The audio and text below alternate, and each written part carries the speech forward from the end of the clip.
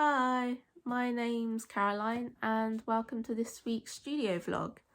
I'm filming this introduction right now at the beginning of the week, so I'm not 100% sure what this vlog will contain, especially as I'm moving at the end of this week. So it's a very busy time for me. I'm excited and scared at the same time because it'll be the furthest I've ever been away from home, but be a kind of a refreshing change and a chance to see what I can achieve in a new place really. So we'll just see how it all goes, and I'm hoping I can maybe film a few bits like maybe the art supplies I'm gonna take with me, and also at least like film my setup, like my new desk kind of setup or art organization once I'm properly moved in. But for now I'm about to film flip throughs of these old sketchbooks of mine.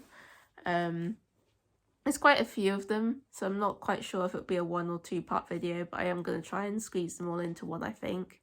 It's definitely going to be interesting showing you guys these sketchbooks, as this one was the very first one I ever completed, and I was 13 when I started that, which is like about 8 years ago. Nearly 9 though, which is kind of terrifying to say because I kind of remember filling all these sketchbooks out as if it was yesterday. But 13 to 14 was definitely when I was at my most cringiest point, probably. So there's some drawings in here that are a bit painful to look at, and kind of like quote drawings as well, like from Pinterest, but it is what it is, and everyone goes through that phase, so, or their own cringe phase. You might not have been drawing like cringy quotes like me, but yeah. So I'm about to film these, and it's kind of refreshing looking back at these, and I'm hoping it'll help me get out of a bit of a sketchbook rut I'm in at the moment, especially because I had quite a good relationship with these sketchbooks. I was decently consistent. There are some like jumps between a few of these, but overall I'm quite consistent with these, and it's definitely nice looking back now, so long after, because I've actually not looked through these sketchbooks for about 3 years, bar like one of them, as I just kept them here at home at my parents' house while I was away at uni. So looking back now, or this with that giant break in between, it's allowed me to actually properly see the improvement I made between each one, and it makes me really happy to feel and see that now, because I remember at the time I didn't feel very confident that I was making much improvement at all. And so it's kind of a good reminder to like look back at old work when you can, like not all the time obviously, but like to not ignore it, because it can take a while to actually notice the changes you've made. And yeah, so that video will already be on my channel if you want to watch it, and let's get into the rest of this vlog, shall we? Currently I've packed all the plastic drawers I'm taking with me, with like majority of my art supplies.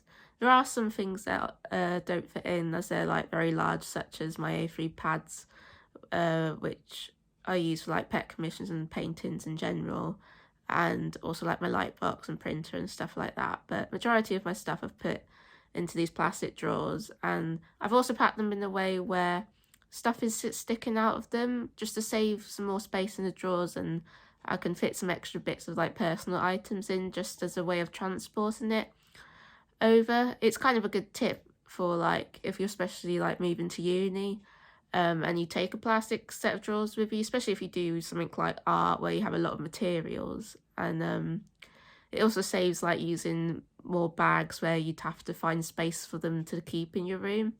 So that's a little tip for you, but I'll go ahead and show you what I've put into each drawer now. So here we go. These are the drawers that I've packed. In this first drawer, it's just a load of different bits. I've got coloured pencils. In here, there's just some normal drawing pencils. This is like a box kind of filled with like a lino cutting tool, some stuff for bookmaking, like beeswax, and a book, a bone folder, I mean. This is like what I use for painting, like a rag instead of like using kitchen roll, just a bit better. like some Shrink-a-Dink plastic, string, some lino, some pens, more strings. I like some basic sewing stuff, some masking tape and double-sided tape. And in here I've got like printer ink, and then I've just got a few post-it notes down there. In this one I've got my washi tape, I've got acrylic medium, which I personally mainly use more like a gloss finish for like small clay pieces or stuff like that. I've got black ink, PVA glue, got a small bit of like polymer clay, that's some white gouache, and then this is the cup I use for like my paint water, and then just basics of the acrylic paint, colours, and this is like a punchy labelling machine. This drawer will be a bit more organised.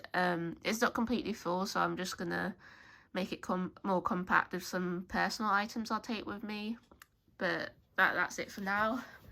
And here I've got like a sketchbooks, notebooks I use connected to my business, like my planner. This is my gouache set, this is my big watercolour set.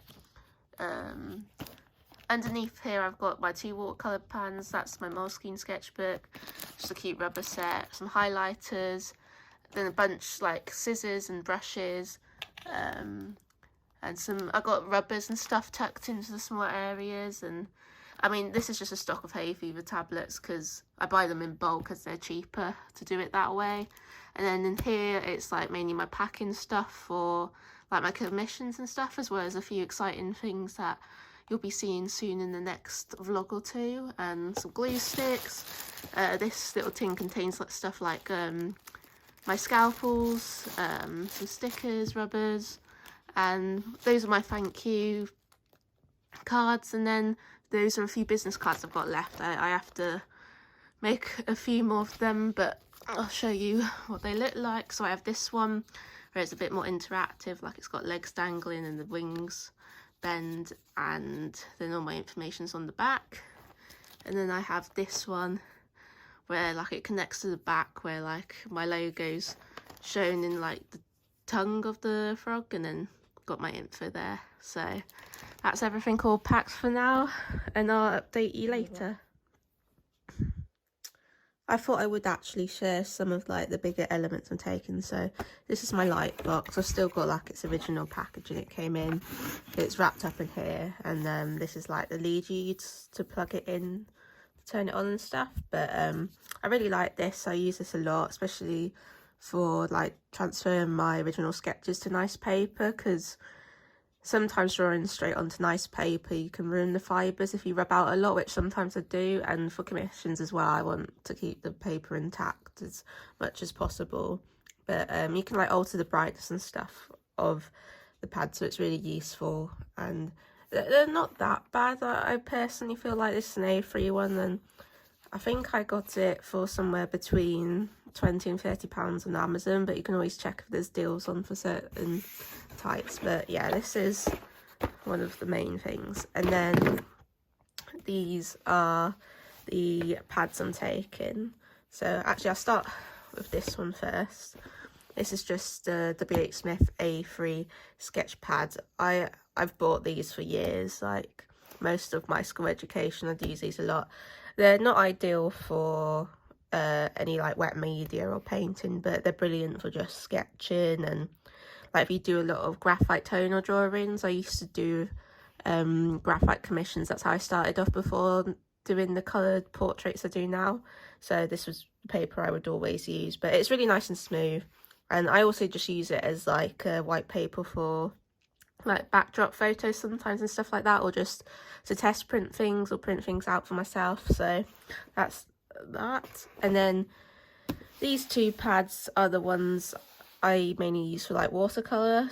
So this is Daler and Rowney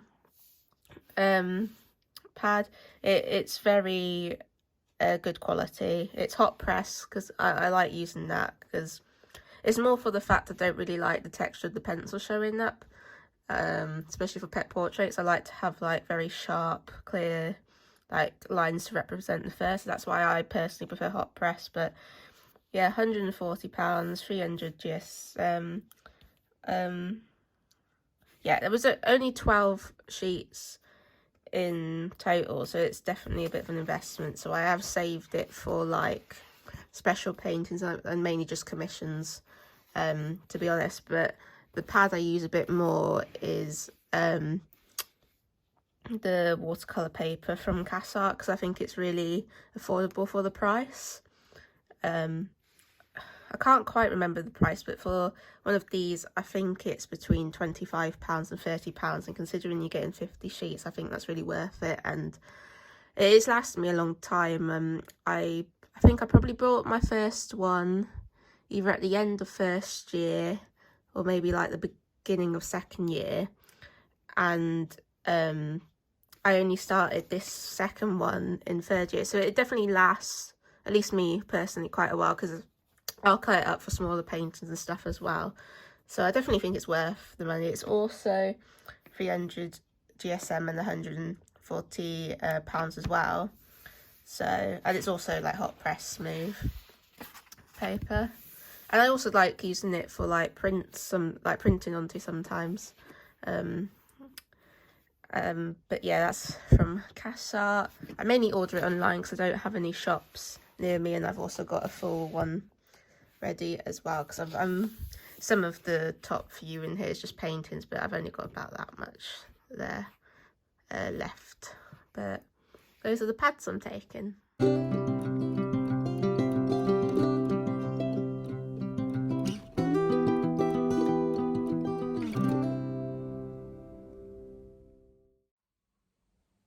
Hi, I've moved into the new space, so I'll give you a quick tour of what everything looks like for now.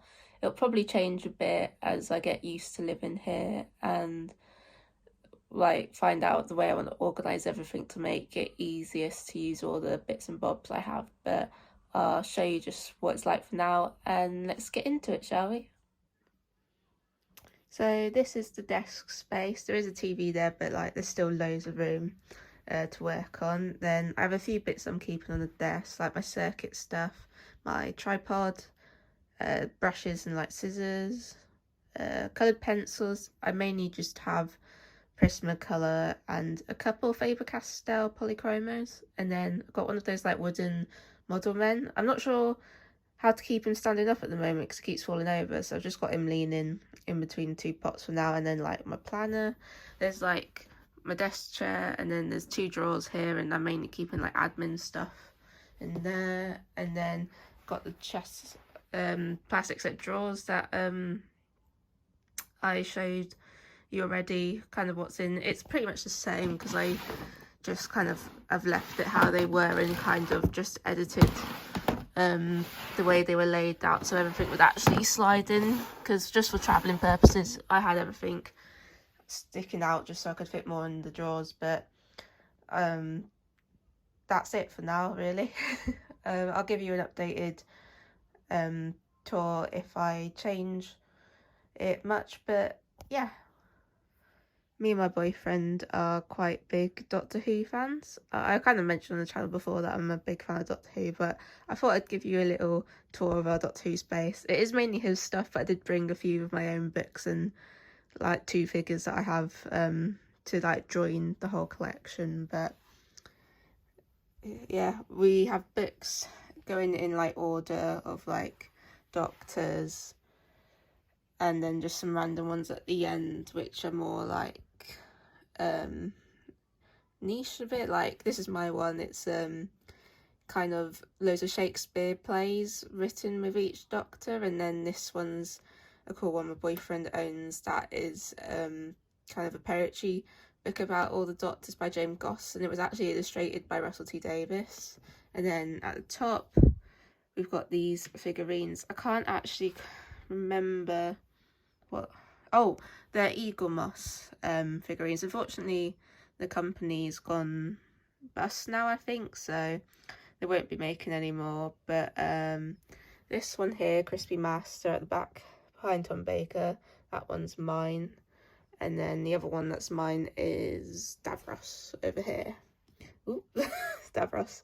I got him actually when we went to see the Doctor Who exhibition that was going on in Liverpool. I think it's moved somewhere else for now, maybe in Scotland, I'm not quite sure, but it was really cool seeing all the monsters and stuff, so I definitely recommend checking that out if you like Doctor Who. Then behind there's like a Tom Baker poster, then there's like, these are just 2 copies of the Doctor Who themed drawings I did in Inktober. They're stuck up very well, as you can see. And then this was a old birthday drawing I did for my boyfriend a couple of years ago. This is prized model in my opinion, Bana Kalafatata. He's one of my favourites, and you can actually remove his white shirt to show his like cyborg insides. And then we have the Mox of Bahoon here. And then this is the legendary Sonic Spork. And at the bottom there's just a few comic books. I've not really read much of the comics personally, but my boyfriend has. And then just some random little frog figures, and these were a rubber set he gave me for Christmas that I've already shared in a previous video. But yeah, that's our Doctor Who space. And if you're wondering why this one, Romana, is lying down, we basically bought it recently off Vinted, and unfortunately it just came broken in the box, so there's not much we can do about that. But yeah, I actually forgot to show you this figurine that was kept at the end of the book shelf. But this is a really cool Cyberman made by an artist. I'm not sure his name, but my boyfriend got it when we went to the Manchester Christmas market in 2021, so he might still go to like the Christmas markets and stuff. But it's really cool. It's just, it looks like it's made out of like scrap metal, and he had other things like small Daleks, a TARDIS, and he made a lot of sculptures for other franchise like Marvel, Star Wars I think, and then like Alien and other things like that. But it's just really cool. If I can figure out what the artist is called, I'll have it linked below, and I'll try and put it on screen now if I manage to find it. But yeah, he does really cool sculptures. I'm afraid this brings us to the end of this week's studio vlog.